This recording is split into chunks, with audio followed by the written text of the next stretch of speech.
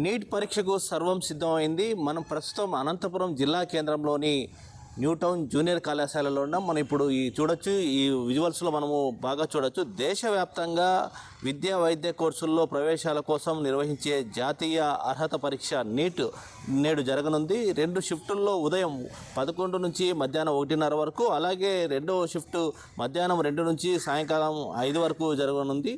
అలాగే గత ఏడాది ఉత్తరాది రాష్ట్రాల్లో నీట్ ప్రశ్నాపత్రాలు లీక్ అయిన నేపథ్యంలో కేంద్ర ప్రభుత్వం ఈసారి ప్రభుత్వ కేంద్రాల్లో మాత్రమే పరీక్ష నిర్వహిస్తుంది. ఎలాంటి అవాంఛనీయ సంఘటనలు జరగకుండా పరీక్షా కేంద్రాల వద్ద 3 అంచెల భద్రతా ఏర్పాట్లు చేశారు. సీసీ కెమెరాలు, మంచినీరు, మెడికల్ క్యాంపులను ఏర్పాటు చేశారు. కోవిడ్కు ముందు జరిగినటువంటి నీట్ ఒక్కో సబ్జెక్టు నుంచి 45 ప్రశ్నల చొప్పున 4 సబ్జెక్టులు ఫిజిక్స్, కెమిస్ట్రీ, బోటనీ, జువాలజీ నుంచి మొత్తం 180 ప్రశ్నలు ఇచ్చేవారు. అన్నిటినీ జవాబు ఇవ్వాలి. కోవిడ్ తర్వాత మార్పులు చేశారు. ఒక్కో సబ్జెక్టు నుంచి 50 ప్రశ్నలు ఇస్తున్నారు. ఇందులో సెక్షన్ ఏ కింద ఉండే 35 ప్రశ్నల్లో అన్నిటికీ జవాబు రాయాలి. సెక్షన్ బిలోని 15 ప్రశ్నల్లో ఏవైనా 10ంటికి జవాబు ఇవ్వాలి. అంటే మొత్తం 200 ప్రశ్నల్లో 180 ప్రశ్నలకు జవాబు రాయాలి. కానీ ఈ ఏడాది నుంచి తిరిగి పాత విధానాన్ని అమలు చేస్తున్నారు. మొత్తం 180 ప్రశ్నలు ఇస్తే అన్నిటికీ జవాబు రాయాల్సి ఉంటుంది.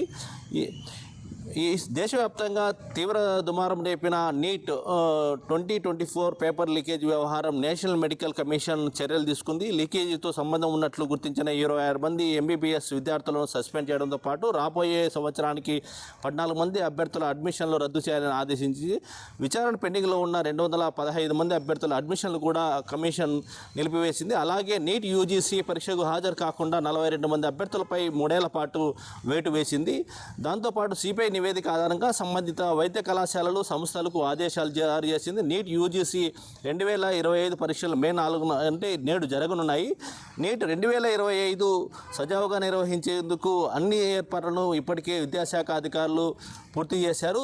నిన్నటి దినం మాక్ డ్రిల్ కూడా చేయడం జరిగింది. సెల్ ఫోన్లు, జామర్లు, పనితీరు సిబ్బంది ఈ పనితీరు లభ్యత, బయోమెట్రిక్ అథెంటికేటెడ్ తదితర ఏర్పాట్లను కూడా పరిశీలించారు. దేశవ్యాప్తంగా 500 నగరాల్లో 5,453 కేంద్రాల్లో నేడు ఈ ఎగ్జామ్ జరగనుంది.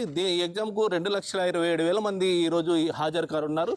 మొత్తం అన్ని చోట్ల పూర్తి భద్రతా దృష్ట్యా అన్ని ఏర్పాట్లు చేశారు. గత ఏడాది జరిగిన పేపర్ లీకేజీ కారణంగా ఈ ఏడాది మొత్తం అధికారులు పూర్తిగా చర్యలు తీసుకున్నారని చెప్పవచ్చు.